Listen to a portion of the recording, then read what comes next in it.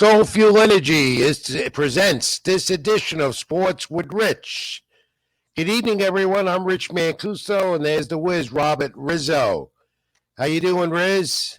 I'm doing great as always. Glad to be back. Another packed week of sports, so let's get to it. All right, let's explain to everyone that we are delayed this week. We're not live. We're doing a special 1-hour edition of Sports with Rich live on the SLG network and my channel on YouTube. Like, comment, and subscribe. And it's because, like everything else in sports, we take a break, too, for a week. But we'll be back live with you next week at our usual 8 p.m. Eastern time of 2 hours live. In the meantime, this is a special edition of Sports with Rich 1 hour with the whiz, Robert Rizzo, and me, Rich Mancuso. Don't forget, everyone, our social media handles. I'm at Ring786 at Twitter, Facebook.com, Rich Mancuso, write for LatinoSports.com, where I'm co-editor on NewYorkSportsDay.com. Check the content. And the whiz, where do they reach you? And, of course, you're the co-editor also of LatinoSports.com. You can reach me at Twitter, rrizzo4. I believe that's Instagram. Robert Rizzo 994 at Twitter, Instagram rrizzo4, Facebook Robert Rizzo. Catch all my daily content on Latino Sports. All right, well, it's a good thing. And we're in our midweek break. A lot of people are around the country this week because of President's Week. And we have a lot to talk about based on what's been going on. And let's begin at the bottom of the hour, coming in for, not the bottom of the hour, and the opening of the show in a few moments, we'll bring out baseball expert and Howie Karpin. He was Sirius Mad Dog Radio and an official scorer of Major League Baseball and a columnist for NewYorkSportsDay.com. He's upcoming in a moment. We're not going to have a fact of the week like we normally do, or nobody beats the whiz like we normally do, but we're here to provide everything else.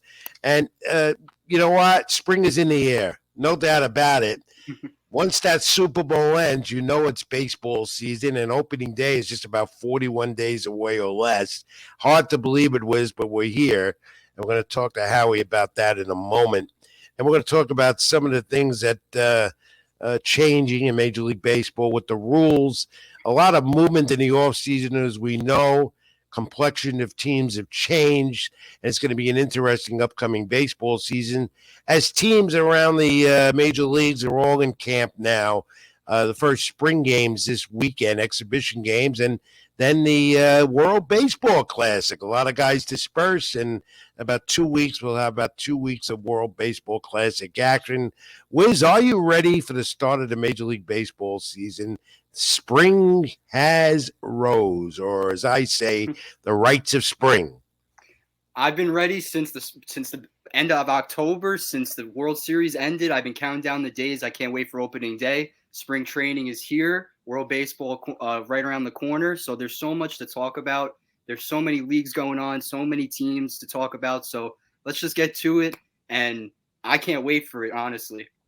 I can't wait to talk to Howie Karpin because the baseball is his thing. He covers all sports, but baseball is his and he's I call you a whiz, but he's a whiz with baseball, especially in the press box at the ballparks here in New York, Yankee Stadium and Citi Field. I'm anxious to talk to Howie, and we'll wait till get him in. And Wiz, we're going to go over some of the projections where we think my teams will go. And of course, we'll be doing this again before the start of the baseball season at the end of March. Major League Baseball will start then, the first pitch. I'm interested to talk to Howie about some of the changes all over the league, especially the rules. I look at the three significant rules of Major League Baseball. We'll be implementing the widened base at second, which will increase stolen bases, no doubt. The pitch clock, which I think is going to cause a lot of confusion at the beginning. They'll start experimenting with all this in the spring exhibition games, which is a good idea. And then you're going to have the elimination of the shift, which I think should have been done a long time ago, which will improve left-handed hitters' percentages. Not that some major league players with the shift did not harm them at all, including Jeff McNeil of the Mets, who was a National League batting title winner this past season. So that should be interesting. Also to see some of these high-profile contracts at a free agency, how well these guys produce with new teams with those contracts. And let's know that about it, Wiz. A lot of pressure on them. You know how it is. And especially here in New York where we are, because you got one in Justin Verlander pitching for the Mets and Carlos Rodon pitching for the Yankees. There's a lot going on in New York, especially when we talk about the pitchers. As you mentioned, Carlos Rodon, Justin Verlander. It seems like the I'd say two out of the top five teams for rotations, it's out of New York with the Mets and Yankees. You name it, it might be the top three because it just comes down to durability and the health on both sides. You have Verlander and Scherzer at that age, but Hall of Famers, no doubt about it. And Carlos Rodon, Garrett Cole, both borderline all-stars. I wouldn't say borderline, all-stars for sure. Borderline Cy Young candidates each year. Yeah, and it would be also to see where the divisions are and who's going to finish. And again, we have a little less than 6 weeks to determine that because that's what spring training is all about. And the spring games will be a vital part for managers and the coaching staff to put everything together. Let's now bring in Howie Karpin, who's waiting with us patiently, and bring him on the program and get his insights on everything as we go around the league a bit. Howie, my friend, welcome back to Sports with Rich. Good to see you. Always good to hear from you. And I know you're itching to get back to the ballpark like we are. Yeah, 39 days until the opener. Good to be with you guys. 39 days. It's like yesterday we said goodbye to baseball, the short off season. But let's get to it, Howie. Let's get to some of the teams and projections as we have you on tonight. Aaron Judge comes to mind right away with the New York Yankees and Pete Alonso for the Mets and Francisco Lindor. And Aaron Judge with that big contract. And everyone's been asking, can he replicate what he did last year with 62 home runs? Your thoughts on that? Well, you're foolish to expect that again, if you know anything about baseball. Look, if he even approaches what he did last season, they're going to be, a real good team again. You can't – that may have been his career year. It's hard to see how he could top what he did. He batted over 300, drove in over 130, and he hit 62 home runs. I mean, it's possible that he could come close and have maybe another 60 home run season. Certainly not out of the question. He gets better every year as a hitter with his experience. He's got to have the protection around him. And if they let him bat him third every game and stop with this nonsense of putting him up as leadoff, which they did at the end of the year, which I understood. They wanted to get him more at bats to get the home run record. But to me, if he doesn't hit third in the order, you're dissing the first inning, batting him second. It's I don't buy that stuff that he comes around quicker so he gets more at bats. It's the quality of your at bats that determine what you're doing. So to me, hitting him third every day, maybe have Stanton at 4. You got LeMahieu hopefully back healthy. Their offense was a little overrated in the second half, mainly because LeMahieu was injured, and that Judge was carrying them literally on his shoulders. And they were fortunate that they built up such a big lead that the other teams were knocking each other around and trying to catch up in the second half. So, we'll see where this goes. And he's certainly going to be the focal point. I mean, everything he does, if he doesn't hit a homer in the first 3 games, can you imagine, in the age of overreaction, what's wrong with Aaron Judge? So he's got to expect that. He's used to it. He knows what he's in for here. He's experienced it. I don't think the pressure will phase him in one bit. I think if he's healthy, he'll be one of the best players in the game. And he's the captain too, which the Yankees love that, and he is the captain. And I got a lot of advice from Derek Jeter the past few days about how to assume that captain leadership, and he's all ready for it. Now, Howie, I want to talk to you about the Mets, and then the Wiz will talk to you a little bit about the Yankees. Then we'll go around the league a little bit as well. And for the Mets, of course, down, of course, all the money, $370 million. And this guy, Justin Verlander, my concern with the Mets is Verlander, Scherzer, and this pitching staff that's veteran pitching staff, and hopefully they stay injury-free.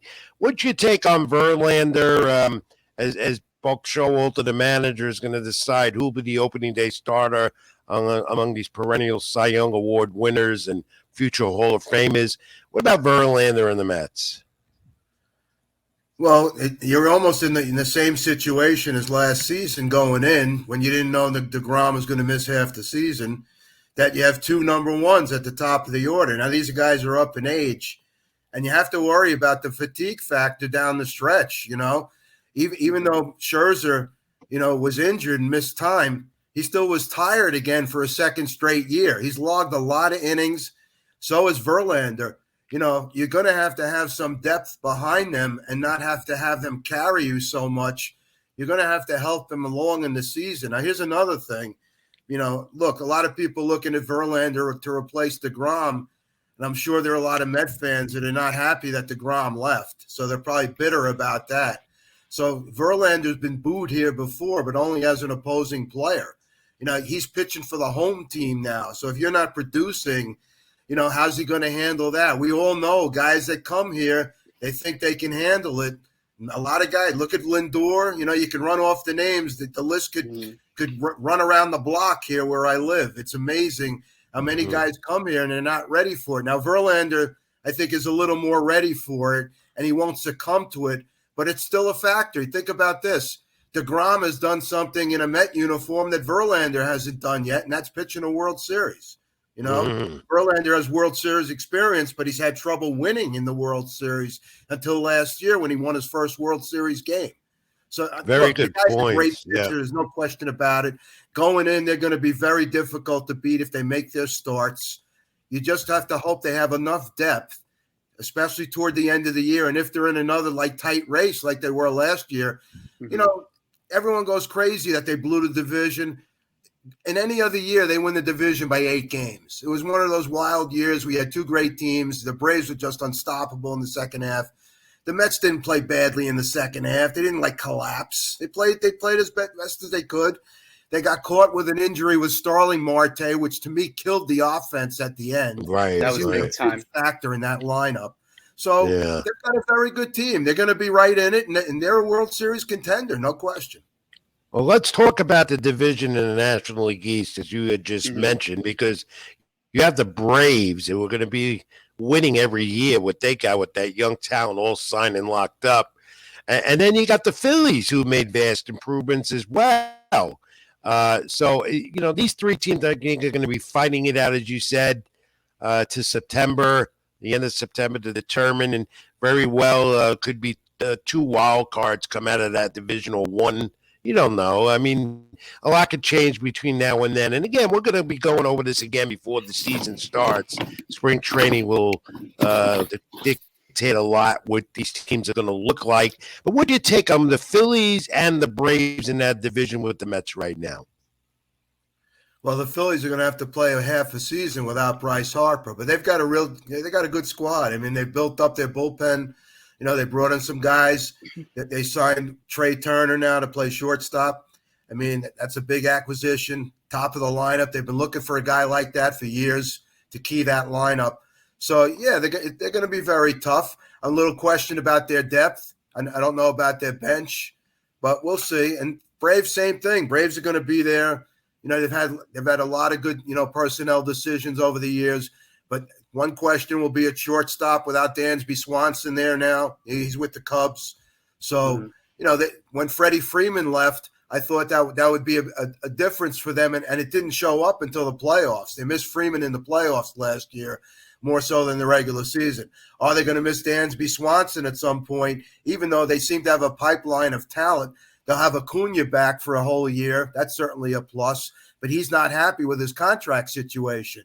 So that's something that bears watching. That could be a distraction that the Braves are something that they're going to have to deal with which they haven't in many, many years.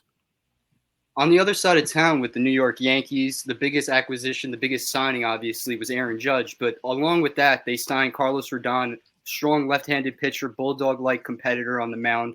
What do you see out of Carlos Rodon along with Garrett Cole and Nestor Cortez in the AL East this year?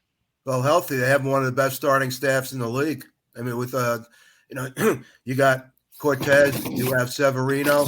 If Severino's healthy, I'll tell you right now, he's going to contend for Cy Young. I really believe that if he's healthy. He has the stuff to do it. He's been around long enough now. Now's the time. He's playing for a contract. You know, you hope Cole can continue to be durable. People underestimate his durability. He's taking the ball every 5 days, thankfully for his health. And this guy, Rodon, is really good. I always liked him with the White Sox. You know, he's got good stuff. He seems to have the right attitude to be with the Yankees. You know, he seems to be, you know, they say already in camp, you know, when he's on the mound, you know, he's tough as nails. That's what you need around here. And the fans will love him if he's living up to his potential. I believe if he's healthy, he will, and that'll give them a very good starting staff. Michael King comes back. That was a big loss. Don't underestimate that, more so than Chad Green. Chad Green was up and down here. He was okay sometimes, and then there are other times he just stunk the joint. So, you know, they could live without Chad Green. Michael King coming back is big. Closer-wise, they're still up in the air. You don't know what Clay Holmes is going to be. You hope Michael King would eventually take that role, because I don't think Clay Holmes is a full-time closer. I don't care what he did last year. You know, they caught up to him, and at the end, he's still inconsistent with his control. They'll be right there. I mean, I'd like to see them try and go out and get a steady left fielder. I don't trust Aaron Hicks if he's going to start. You know, everyone's going crazy about Josh Donaldson. It's not out of the question. He can do better than he did last year. He's also playing for a deal. You know, and he was really good defensively. Don't underestimate that. He was strong at third defensively. So he may not be a total bust like everyone's making it out to be. I think they're still weak at catcher offensively. You know, they're not getting much from that spot. You hope Trevino can give you a couple of clutch hits. He's not going to give you much. So we'll see. We'll see where they're at. And since you brought up the offense and Aaron Judge, if he does slack, say, in the beginning of the year, you know fans are going to get riled up and get the pressure on him. Who do you think will be that second man stepping up? Obviously, Stanton, LeMahieu with the injury concerns out the gate. Do you think it will be one of these young studs, say Peraza, Cabrera, or Volpe in, say, June, July? It's hard to say. I mean, who's going to start at shortstop? They're going into a season. They're going into a spring camp now with a real question mark at a major position. That hasn't happened in a while, although it happened in the outfield. You can argue that. Center field. You know, this kid Bader now seems to – he'll nail it down. He'll be better there at center. But, you know, who's going to be at short? That's a big question. I like what I saw from Peraza. Is he the real deal? I hear from scouts that Volpe's a second baseman because he can't make the throw from the hole on a consistent basis. We don't know that. Maybe they're wrong. Maybe he can make the throw from the hole. He could always add arm strength, you know, if you do the right things.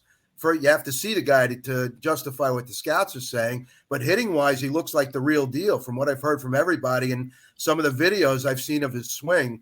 So we'll see. I mean, you know, that's a big commitment to this market, especially for a Yankee team that's now not only competing with the American League, but they are competing with the Mets, whether they deny it or not. I mean, they each compete with each other, although the previous regime with the Mets took it to a new level and really distracted themselves from their own affairs.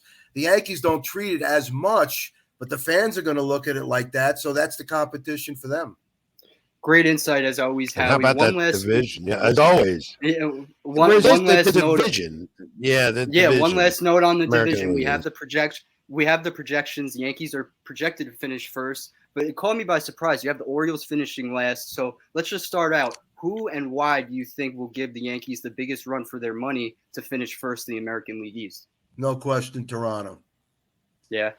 Toronto stacked. Year by year. I think they added more balance to their lineup. They also were left-handed, hungry. They needed some left-handed batters. They brought in this guy, Dalton Varsho, from Arizona. He's a very good player, left-handed hitter, plays the outfield, can catch. He's pretty versatile. I mean, they brought in Kevin Kiermaier now for defense. Their outfield defense is really good. You know, they can relieve Springer in center field. They can they're moving him to right field, I think. I think that's the plan, to take over for Teoscar Hernandez, who went to Seattle, who's traded away. So, you know, and with everything deep enough going on, and baseball's going into a crazy year with a lot of changes with the new rules and everything. Right. It's going to be very unpredictable. It really is. It was unpredictable in the past. It'll be 10 times unpredictable as it's been. What's your take on the new rules, Howie? I love the pitch clock. I think its time has come. I can't stand seeing Joaquin Benoit just stand out there with nobody on base and take 30 seconds to throw a pitch. It's So ridiculous. I think that's very good. We'll see about the other things. You know what's interesting that nobody's bringing up? The smart managers are going to take advantage of these new rules while they're still, in their infancy stage. In other words, I see, Rich, you left out one new rule, the limited pickoff attempts now. That's the fourth big rule change.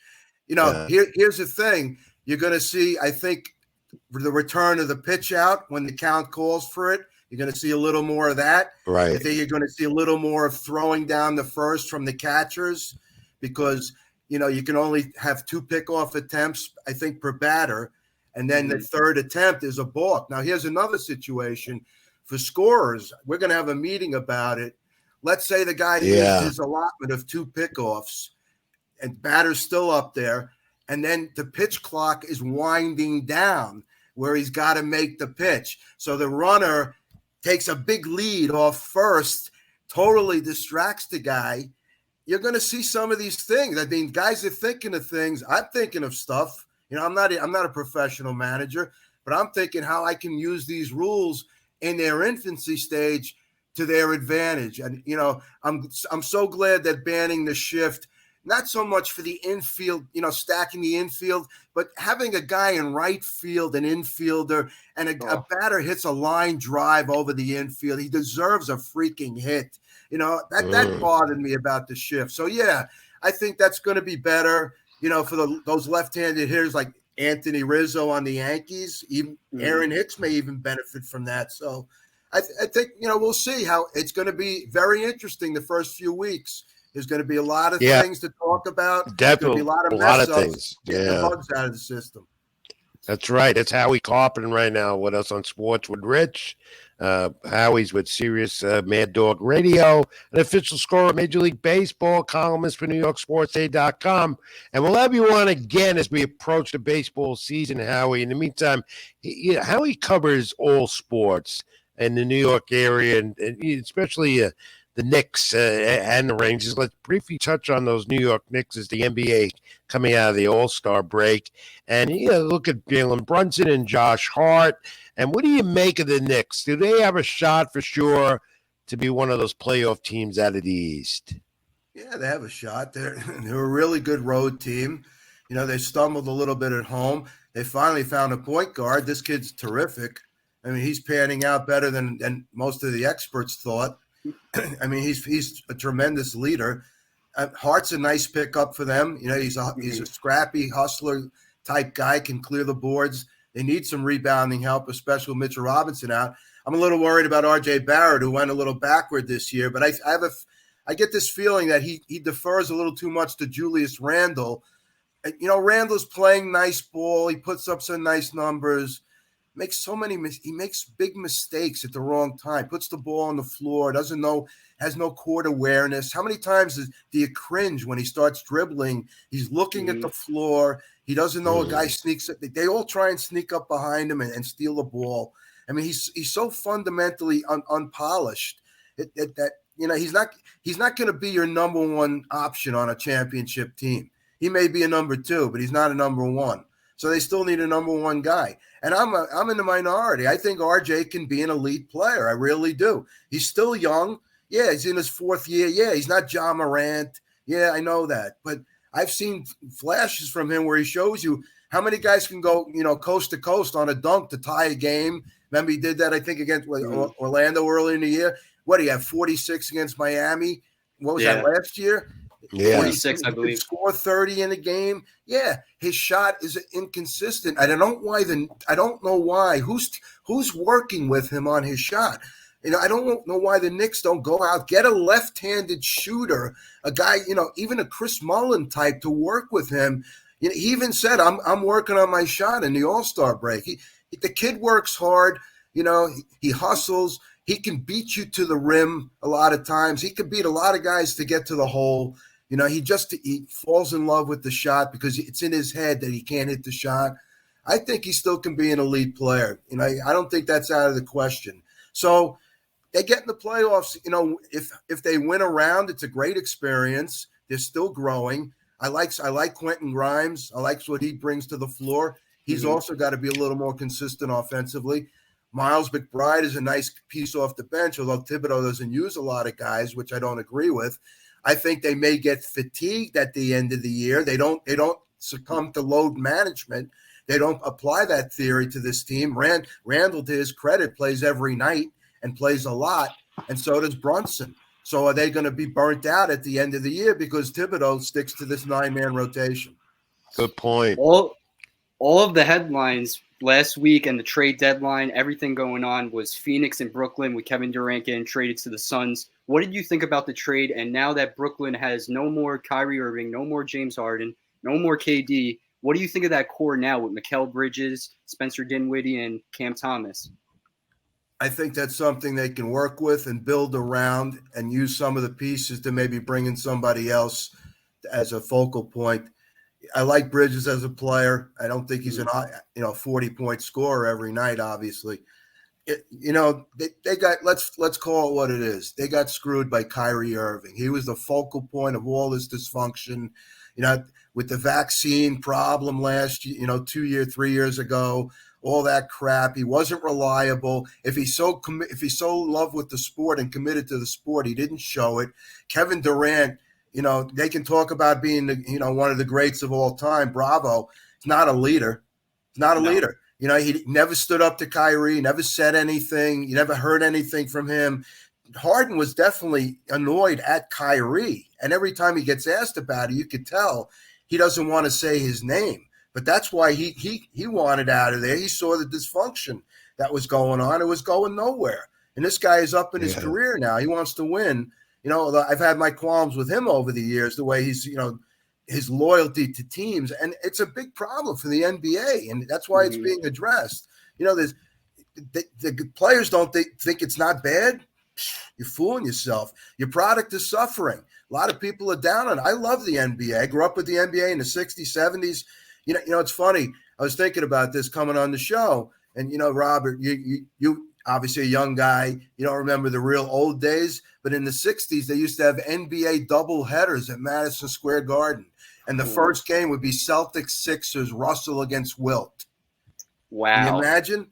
They'll never do that nowadays. And if they did, all the guys would miss. And then the second game was like Knicks Pistons, and half the crowd would leave. They wouldn't stay for the Knicks game because Knicks weren't good. Yeah. They weren't that good those days. But that's what I grew up and with. It's a league now that we see, as I keep saying week after week here, no defense. It's not a defensive league at all. There's no aesthetics. And that turns there's no me fundamentals. off. No. You would go if I was playing basketball on a team sport in the old days on a team, and if you shoot a ball, nobody's underneath for you, you get on the bench. Now they do it like it's going out of style. It's crazy. Yeah. Let's take a look at the NHL. Another beat. You cover the Rangers in New York. You're on top of that. You're big on top of their beat, and write that for NewYorkSportsDay.com. And at Eastern Conference, the Rangers, they're the Boston Bruins. They're nonstop, but they can't be stopped right now. Good home winning team as well. But the Rangers made some significant moves, Howie, and they developed this winning streak again, and they're a force to be reckoned with. Yeah, I mean they're like it's been quite a year. They're like a cup contender. It's funny the great Larry Brooks of the New York Post pointed out the 6 best records are in the East. In the NHL.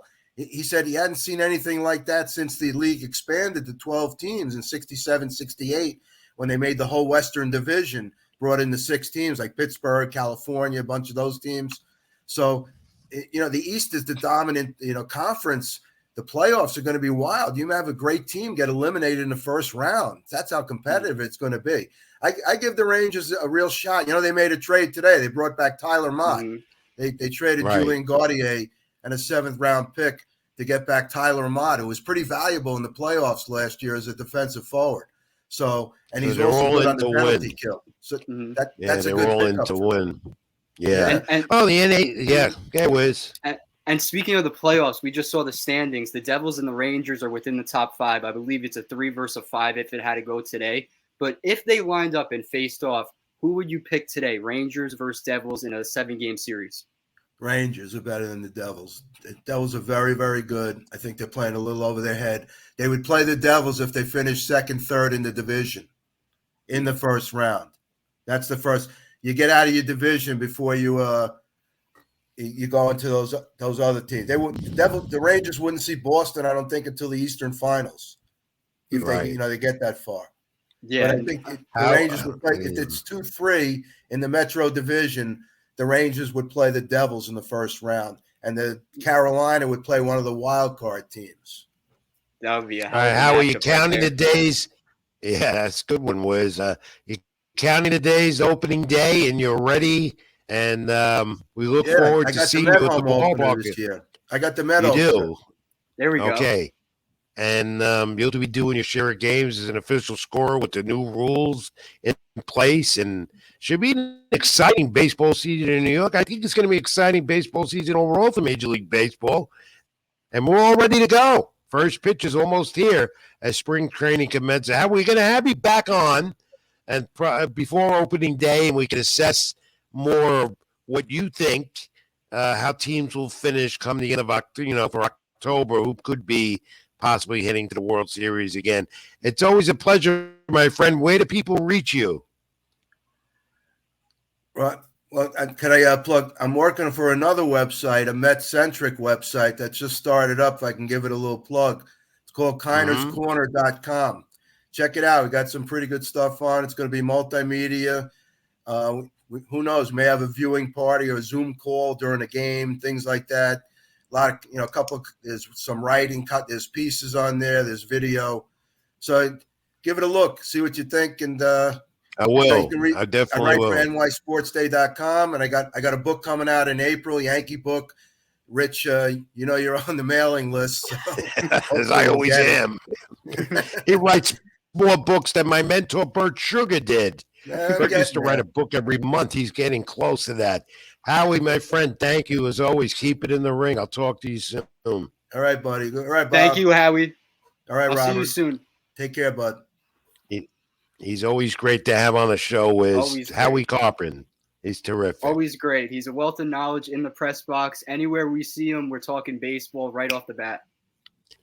Skull Fuel Energy, our sponsor here on Sports with Rich, live on the SLG Network and my TubeU channel. And like, comment, subscribe. Don't forget, feel energized. Look for the Skull. It's Skull Fuel Energy.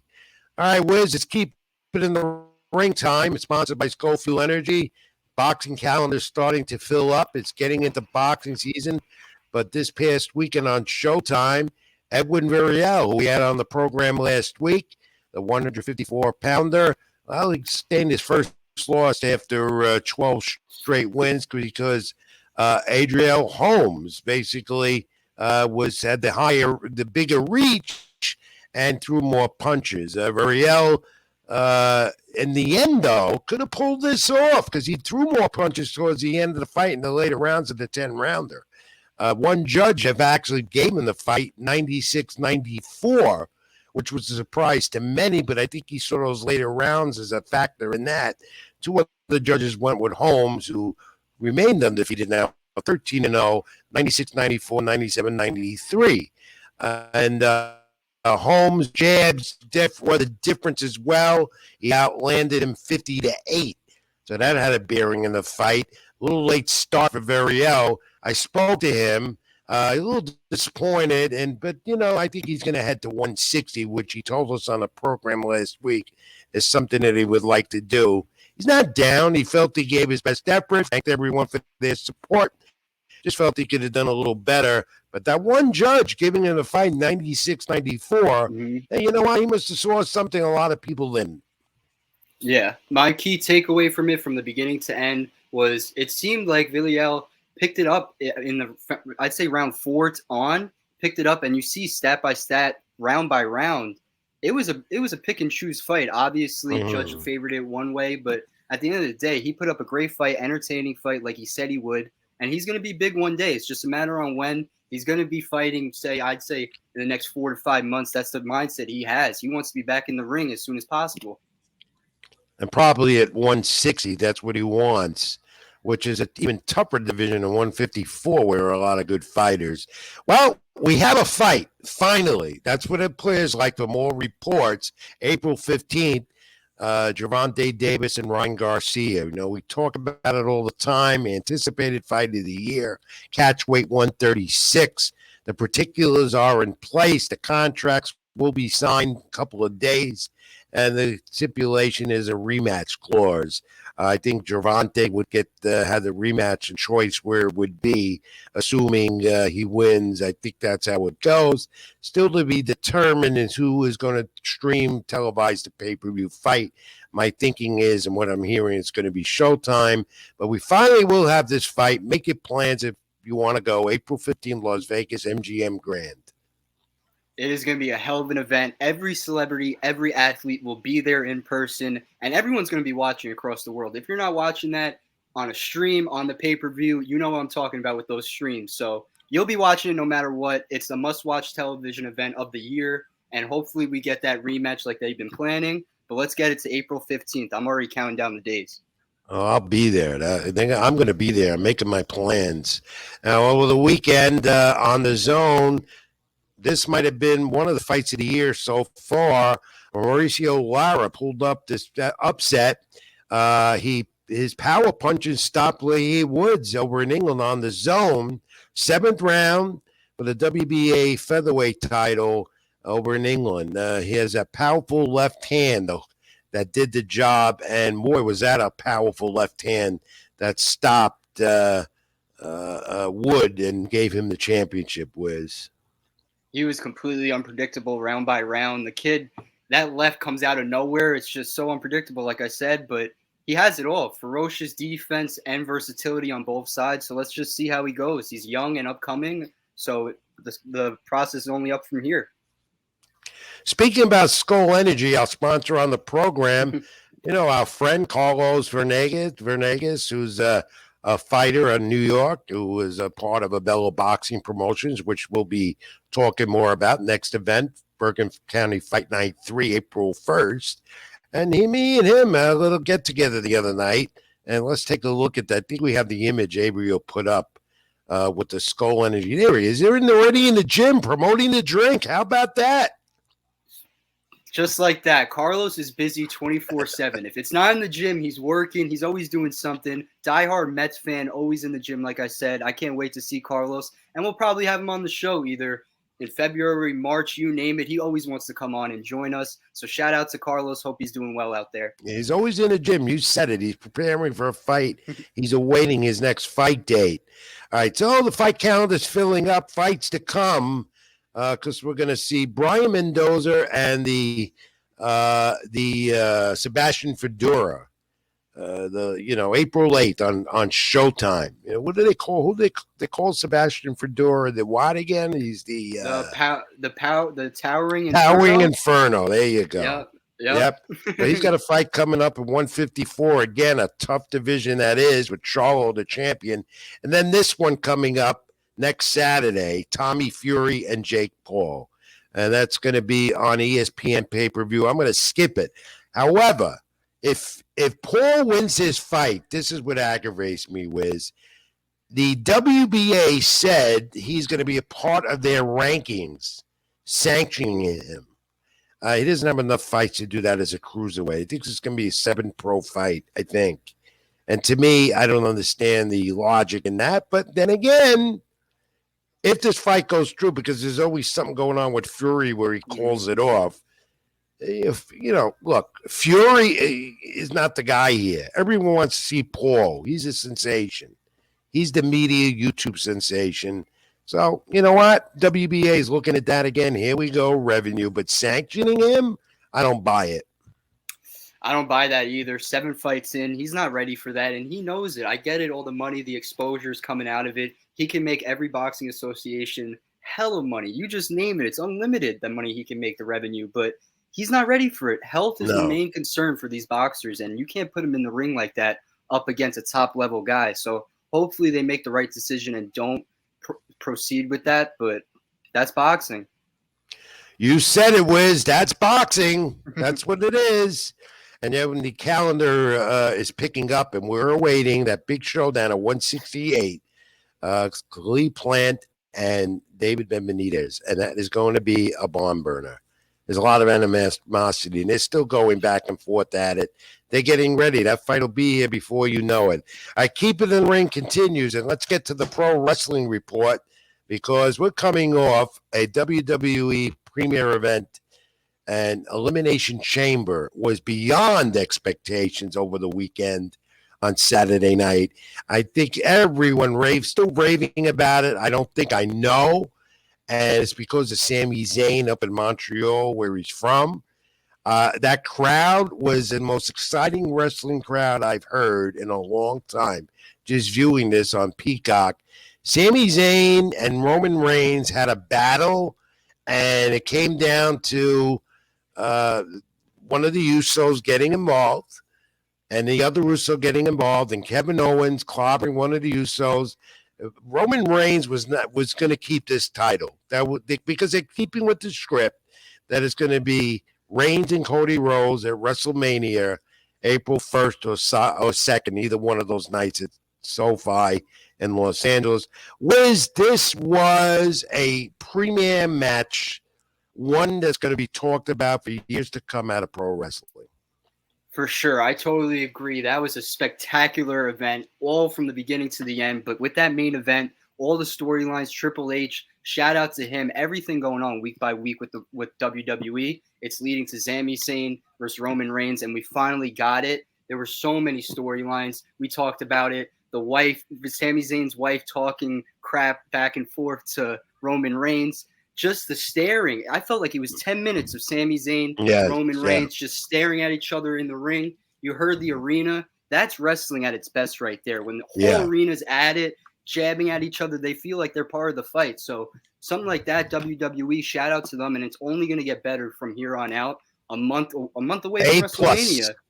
A+ for Triple H and Ed. You speak of WrestleMania and the Elimination Chamber, setting up now WrestleMania matches. You're probably going to see the Usos again, Zayn and Owens for those titles, and probably they'll win it. I would think so because the bloodline is going to probably break up completely. Bianca Belair now knows that she's going to get Asuka for the Raw Women's title. Asuka won the Women's Chamber match, which was excellent, and it looks like out of the Men's Chamber United States title match, Seth Rollins and the other brother, Logan Paul, got involved to set up their WrestleMania match that'll happen. The only match that did not live up, and I'm tired of seeing them, Bobby Lashley and Brock Lesnar went off script, and then K5, the referee, or whatever he did, also went off script with that. And they're talking about another rematch with these two at WrestleMania, which I would rather not see. I'd rather see Bray Wyatt and Uncle Howdy get involved with either Lesnar or Lashley. But kudos to Triple H and creative. And once again, this was a dynamite WWE Prime event. Great job. And I didn't hear any negative talk about it at all. And me, of all people in pro wrestling, will knock an event if I think it's bad or sour. No. This one had my interest from the beginning to the end, Wiz. And as far as the AEW, they seem to be losing a lot of steam. And AEW Revolution, the next pay-per-view coming up beginning of April, their ratings are down tremendously. And that's because the product is not selling to the fan right now. It's just not to me working with AEW right now, even though they're preparing for Bryan Danielson and MJF, who's a top heel in the industry. And Tony Khan has announced a Ring of Honor, what he owns, is going to eventually, it's going to happen soon. They're going to have their own TV show network that will televise Ring of Honor shows. That's coming up in the next week or two, that major announcement. So that's our part of Keep It in the Ring this week, Wiz, sponsored by Skull Fuel Energy. Just look for the skull. Let's go around the horn now and look at the NBA coming out of the All-Star break. And that, things that happened, like the slam dunk competition, I didn't even watch. What went on there? I don't even know who won the damn thing. You had to watch for the slam dunk contest, just specifically Mac McClung, undrafted, I believe 23-year-old out of Georgetown, transferred to Texas Tech. He won the slam dunk contest. The kid had it all. Any type of dunk style this kid can do. He was the only 6'2" or under dunker in NBA history since Spud Webb to have all three slams end in 50 points. So he had a perfect score. And for him to do that at 6'2", can we just see that picture one more time? The kid has it all. It's only up from here. 23 years old, and he's only going to be getting better. He started with the Bulls, then the Lakers, and now he's with the Philadelphia 76ers. In both organizations, all the G League development. So hopefully he gets his chance this year or next year. Pure entertainment. That's all it is. I had no interest in that at all. All right, just like the All-Star game. Damian Lillard won the three-point competition. I don't think there was a surprise there. No, he was the main favorite going into it. I believe it was plus 400. So you bet $10, you won 40 for Damian Lillard. He won it winning his Weber State high school jersey. That was pretty cool. Any NBA player wants to do that. And for him to do it on the national stage, shout out to him. He said it, quote, "It was a goal of mine to win the three-point contest in his career." And he was able to do it. He outbeat Buddy Hield 26-25 and overpowered Tyler Halliburton, Jason Tatum, Julius Randle, Lauri Markkanen. So Damian Lillard, along with Steph Curry, are the two top best three-point shooters right now and probably top 5 of all time. Though I did have some interest in the celebrity game because the Miz, WWE, and it looked like he had the game-winning shot, and he didn't. A miraculous for mid-court game-winning shot. And then I wanted to see this guy. And Albert Pujols, retired 700 home run club and a part of the celebrity NBA All-Star game. What a night for Albert Pujols. Who would have thought that? 43-year-old, as you said, the 4th player ever to hit 700 career home runs in MLB history. But, hey, Albert Pujols doing that. He just retired. Perhaps Lakers, the Knicks, pick him up on a 10-day contract. We'll see. I don't know about that. I had to include it. but yeah, he looks kind of weird seeing him and on the court in an NBA type of uniform as it was. College hoops, March Madness, believe it or not, almost 2-3 weeks, less than 3 weeks away. And we're looking here at Fordham VCU, Atlantic 10 Conference once again. And this was basically a shot for the Rams to go into first place. VCU holds the top spot. But VCU showed they ain't go nowhere. They outmanned the Rams. That's all I got to say. This was not a Fordham game. They trailed from the start, didn't have the adjustment second half comeback that they always do, that they've been doing. So the Rams got a little lost, but they're going to try and rebound with 4 games left. You said it best. They struggle from the start, and it seems like that's been a narrative all season in their losses. If they start out the gate struggling, then it's going to be a tough game. They had 24 points versus 37 against VCU at halftime, and just like that, they couldn't get anything back in the second half. I believe Darius Quisenberry, and Moore only had 20 points. 20 there you points go. Combined. So they were held down. They were held down. Yep. But they're getting national exposure.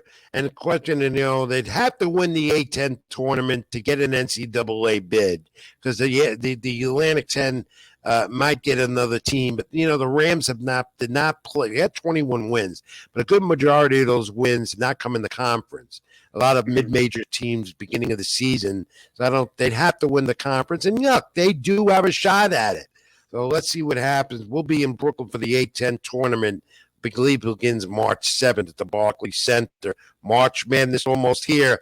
Top 25 is getting a little clearer what's going on here, who the top seeds might be in the tournament. Alabama, Houston, Kansas is in there. The North Carolina is a bubble team right now. They just can't seem to win.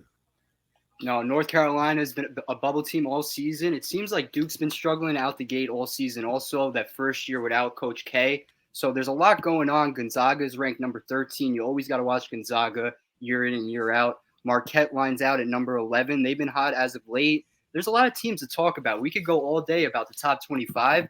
64 teams going into it. Anything can happen in March, and that's why it's called the dance. The dance might expand, too, in a couple of years. Some coaches like it. A majority do. So we're going to see where that goes. Would be interesting for March Madness. MLS action the season starts next week, I got a piece up on NewYorkSportsDay.com right now regarding the keeper situation for that team without Sean Johnson, Freeze, and Baroser. Two guys trying to get that top spot. More about the MLS season openers next week. And rest in peace to this man who lit up a room when it came to baseball, Tim McCarver. Before your time, there was, but I remember him well. Remember, every time he walked in the room, the Hall of Famer catcher would walk in the room and light it up. Great analytical guy when it analyzing when it came to, in fact, he was like, to me, the innovator of analyzing a game the right way when he got to Fox with his longtime partner Joe Buck in the booth. Tim McCarver was baseball. Tim McCarver earned every accolade that he received, and Tim McCarver was a gentleman. He received anyone. That's why he always had a smile. Never a bad thing to say about anyone. And boy, did he know the game of baseball was. Boy, did he know the game. Once his passing happened, I believe it was last week on Thursday or Friday, Twitter stormed with tributes, videos of everything going on in his lifetime. And for me, not watching, not reading up on him, I wasn't alive for it. It was such a passion of his, and I saw it from the jump in those videos. So rest in peace to him, and I hope his family and friends are doing well right now. And also a big part of his broadcasting career. A long time. It was like 20 years, a little less than. In New York, he was in the Mets broadcast booth. We saw that image with Ralph Kiner, the late Ralph Kiner, and also a Yankee broadcaster a little bit too. So New York fans knew him well, even though he was a St. Louis Cardinal his career. And again, rest in peace, Tim McCarver. He's going to be missed. And so the NFL season is over. There's talk about Aaron Rodgers now. Where is he at? The Jets grab him as the quarterback, or the Jets get Derek Carr? We don't know where Zach Wilson's status is. A lot of things you're going to be hearing between now and the draft in April. But if you still want your football fix, you're watching this. Spring football, here it is, the rejuvenation of the XFL, brought to you by The Rock, Dwayne Johnson. What are your feelings of the XFL? I watched a little bit this past weekend, Wiz, and it didn't do anything for me.